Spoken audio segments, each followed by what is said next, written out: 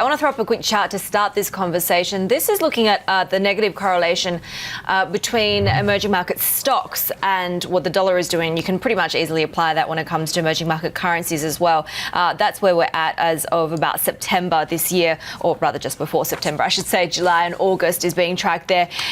The key question is you get the dollar right and everything else kind of falls into place, right? Where is your assumption of where the dollar is going if, for example, we have an easing in trade tensions?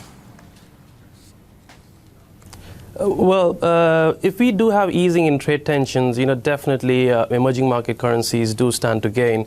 And in that respect, we actually think that it's more of the equity-driven currencies that will benefit the most, which actually means that the North Asian complex, as well as INR and Sing dollar, that probably will benefit the most as compared to South Asian markets, where it's more debt-denominated financial markets. Is that your assumption, though, that this sort of positive development that we have with Canada and Mexico, that it lends itself to a bit more of a constructive, positive setup for the other trade negotiations that are still on foot? Well, definitely the constructive backdrop that U.S.-Mexico trade negotiation is taking, that's definitely constructive for the U.S.-China as well. But I would still say there is a whole lot of uncertainty as to how U.S. wants to take on the negotiations with China.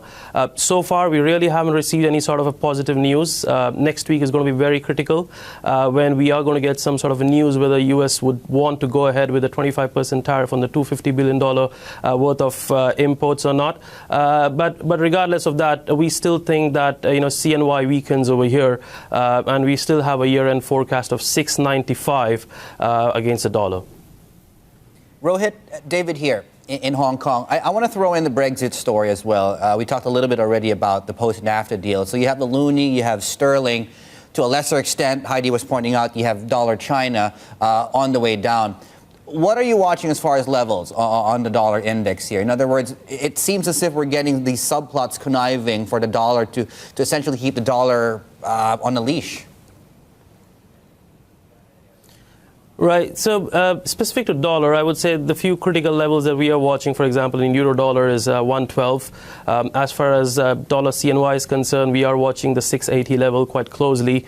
And I think more importantly, it's important to watch the CFETS level in the China basket. In that sense, we are watching the 92 level in the CFETS basket very closely because the CFETS basket has bounced quite sharply from 92 level, and a break below 92 would actually signal that China is probably becoming more amenable towards CNY weakness. But so far we haven't gotten that. So far we have gotten more of PBOC counterbalancing CNY weakness, dampening the CNY volatility over here.